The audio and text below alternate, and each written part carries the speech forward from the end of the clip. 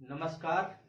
हमारे YouTube channel RS mathematics classes में आपका स्वागत है। आज का हमारा टॉपिक है विभाज्यता का नियम। तो आइए देखते हैं विभाज्यता का नियम क्या है। तो सबसे पहले हम देखते हैं 2, 4, 8 की विभाज्यता। ठीक। तो सबसे पहले हम 2, 4 और 8 की विभाज्यता रूल देखते हैं। तो सबसे पहले आ जाइए 2। तो देखिए कौन कौन सी संख्याएं हैं जो 2 से विभाजित होती हैं। तो ये वह संख्याएं होती हैं जिनका इकाई अंक क्या होना चाहिए, 0 हो या 2 हो या 4 हो या 8 हो या 6 हो, मतलब ये सारी होनी चाहिए। कहने का मतलब अगर 0 को हटा दे तो 2 से विभाजित होने वाली वे संख्याएं हैं जिनके इकाई अंक पे सम अंक आने चाहिए, ये कह सकते हैं। ठीक। तो जैसे कि यहाँ पे देखो कौन कौन सी संख्याएं जैसे हो जाएंगी, 440, ठीक, 442, 556, ये संख्याएं क्या होंगी, ये संख्याएं 2 से विभाजित होंगी। अब आ जाइए 4 से देखते हैं।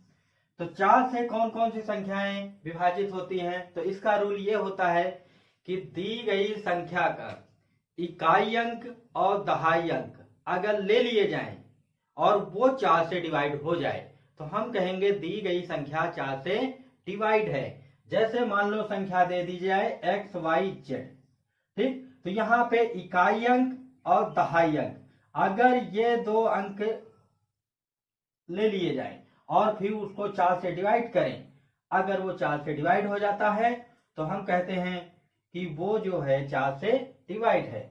जैसे यहाँ पे लिखा है 456। अब आपको देखना है कि ये संख्या 4 से डिवाइड है या नहीं। तो आप यहाँ पे ये लास्ट के 2 अंक ले लो।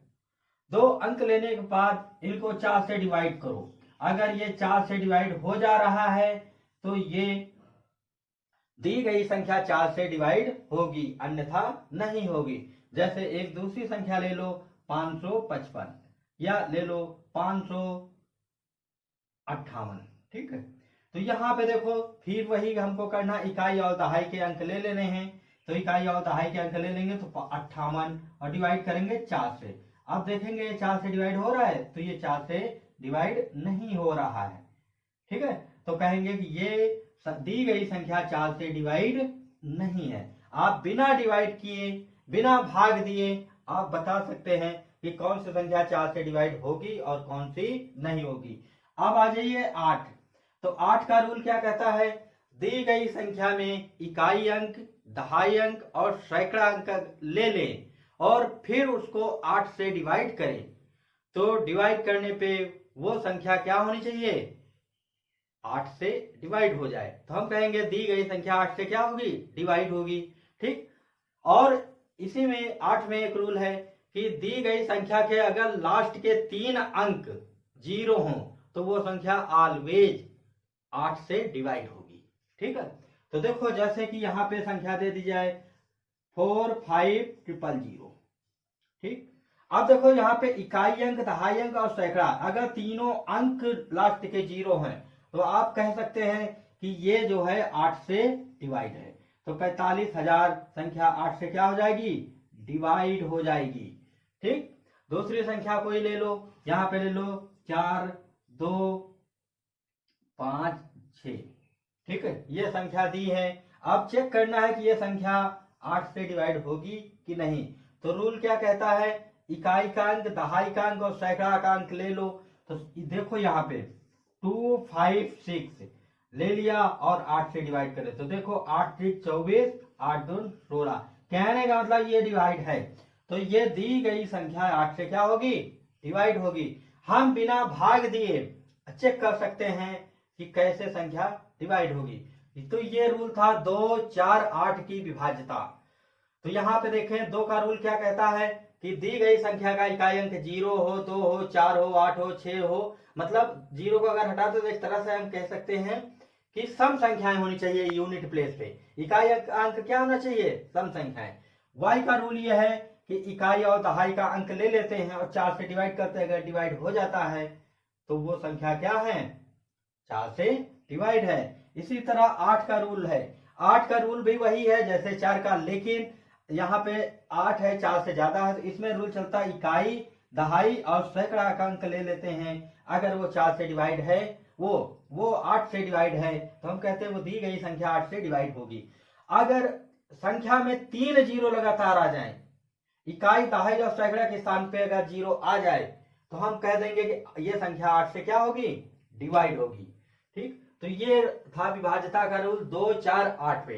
अब आइए देखते हैं 3 और 9 का रूल क्या कहता है।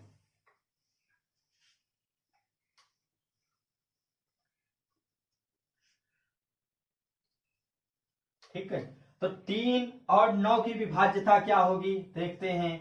तो यहाँ पे सभी लोग समझ लें, 3 और 9 की विभाज्यता सेम होती है। दी गई संख्या क्या करना है, दी गई संख्या का अंकों का योग अगर 3 से या 9 से डिवाइड हो जाए, तो वो दी गई संख्या क्या होगी, दी गई संख्या 3 और 9 से क्या होगी, डिवाइड होगी। आइए देखते हैं। तो रूल इसका क्या कहता है, जैसे ये दिया है एक्स वाई जेड, कोई संख्या दे दी जाए, तो रूल 3 और 9 का ये है कि इनको ऐड कर लो, X plus Y plus Z, और इसको 3 से डिवाइड करो। अगर ये 3 से डिवाइड हो जाता है, तो हम कहेंगे कि दी गई संख्या 3 से डिवाइड है। और x plus Y plus z, अगर ये इसको जोड़ लें और ये 9 से डिवाइड हो जाए, तो ये हम क्या कहेंगे, हम ये कह देंगे कि दी गई संख्या 9 से डिवाइड होगी। अब एक एग्जांपल लेते हैं। यहाँ पे देखो 4, 3, 2, 1, 5 ये संख्या दी गई है। अब आपको बताना है कि ये 3 से डिवाइड है या नहीं।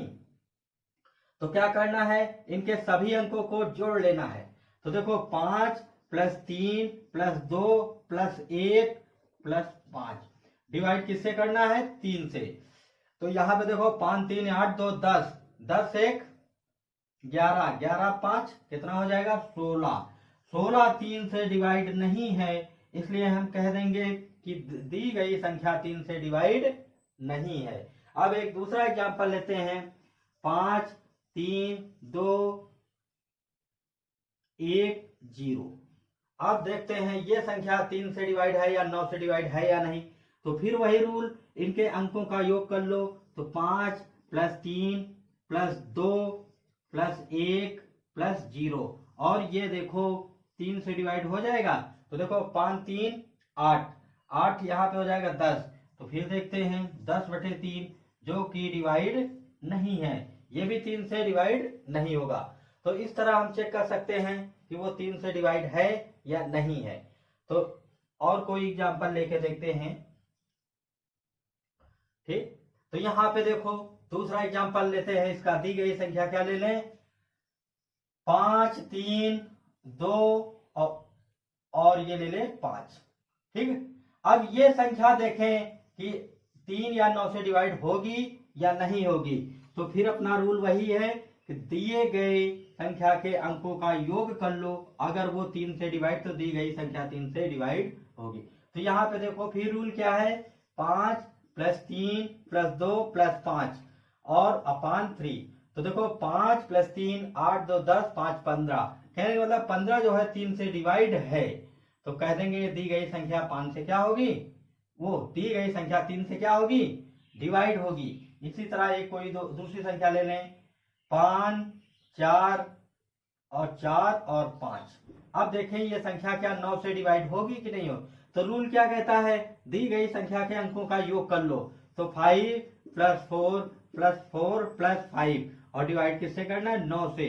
तो यहाँ पे 5 4 9, 9 4 13, 9 9 4 13, 13 5 18। तो 18/9 कहने का मतलब 9 से डिवाइड। तो दी गई संख्या क्या हो जाएगी, दी गई संख्या आपकी 9 से डिवाइड हो जाएगी। ठीक, तो ये था 3 और 9 का रूल। ये कौन सा रूल था, 3 और 9 का। अब आगे देखते हैं अगला रूल।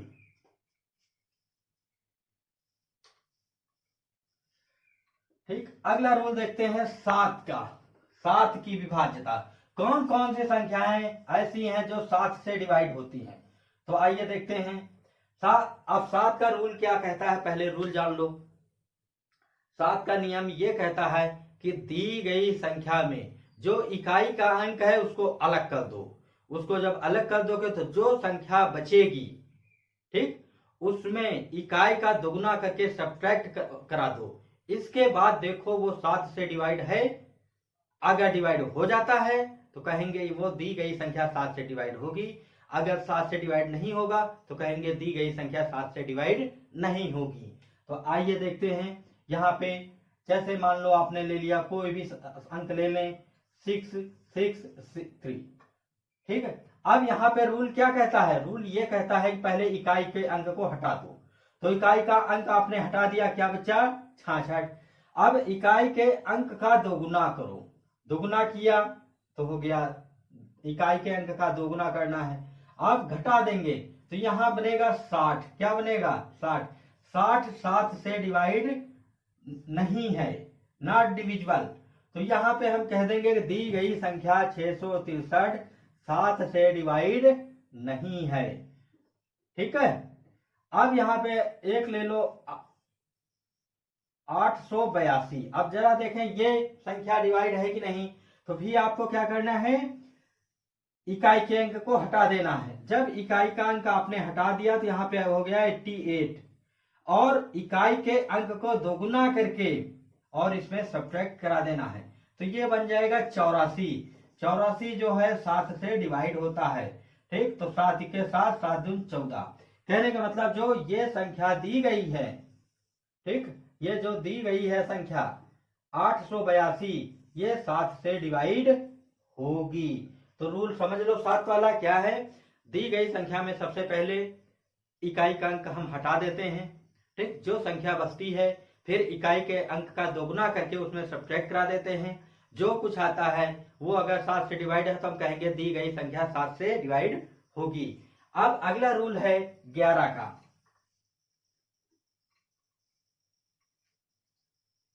ठीक। 11 की विभाज्यता, तो 11 की विभाज्यता देख लो। 11 की विभाज्यता बहुत सरल होती है। दी गई संख्या, तो इसका रूल ये होता है, दी गई संख्या जो होती है उसके सम स्थान पे कौन कौन से अंक हैं और विषम स्थान पे कौन कौन अंक हैं, उनको पहले हम जोड़ लेते हैं। तो सम स्थान पे जो अंक होते हैं उनको जोड़ लेते हैं, विषम स्थान पे जो अंक होते हैं उनको जोड़ लेते हैं और सब्ट्रैक्ट करा देते हैं। सब्ट्रैक्ट कराने पे अगर 0 आए या 11 के मल्टीपल में आए तो कहेंगे दी गई संख्या क्या होगी, 11 से डिवाइड होती। तो एक एग्जांपल ले लो आप यहाँ पे 8 2 1 5 6 0 3, जैसे ये संख्या लिखी है। अब आपको चेक करना है कि ये 11 से डिवाइड है या नहीं। तो आप सबसे पहले यहाँ पे देखो कि दी गई संख्या के जो अंक हैं, कौन कौन से अंक ऐसे हैं जो विषम और सम स्थानों पे हैं। तो ये हम लिख लेते हैं, ठीक। ये तो यहाँ पे देखो सम स्थान पे कौन कौन से हैं, तो सम स्थान पर अंकों का योग माइनस विषम स्थान पर अंकों का योग।